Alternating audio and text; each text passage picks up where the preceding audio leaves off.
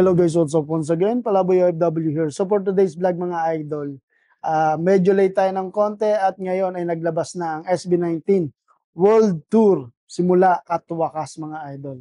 So mga Kaps, tignan natin kung saang bansa kayo naroroon ngayon, kung ikaw ay OFW, kung saang bansa ka man naroroon, tignan natin kung makakasama yung bansa mo na mapupuntahan ng ating mahal lima SB19. So, SB19 simula at wakas World Tour. Siyempre, unang-una sa May, sa Bulacan. So, lahat ng mga 18 members sa Bulacan, maghanda na kayo.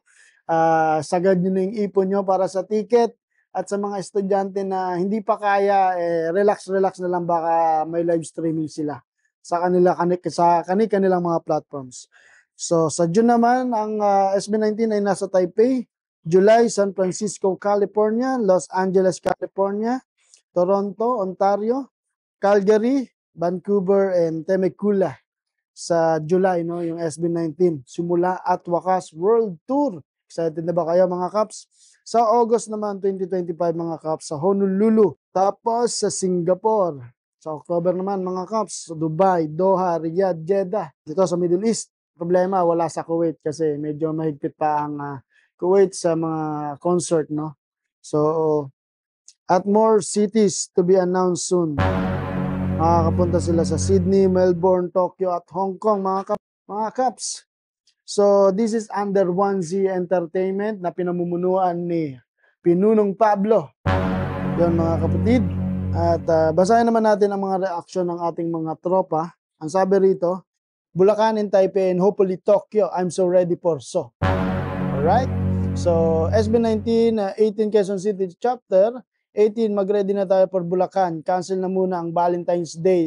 Ready na for so, kick off sa Bulacan. Yan, no? See you sa Bulacan, mga Kaps. Kala mo talaga makakasama, eh, no? Thank you for including us, Mahalima. We can't wait to see you and for Qatar to witness your immense talent. So, welcome to Qatar, SB19. Yes, Philippine Arena, okay lang kahit hindi kasama barangay namin, basta punuin nyo yan. Nagalit na.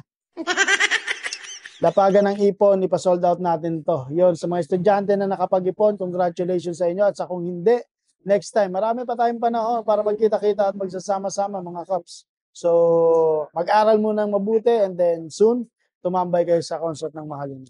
Yun lang mga Lods, Palaboy OFW here. PBK 2.0 kasama natin si Rapi Sam Steel and ingat and good luck sa inyo sa ating Mahalima SB19. Mabuhay!